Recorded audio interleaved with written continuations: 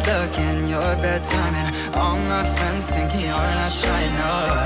We both know that we were never gonna hit it off.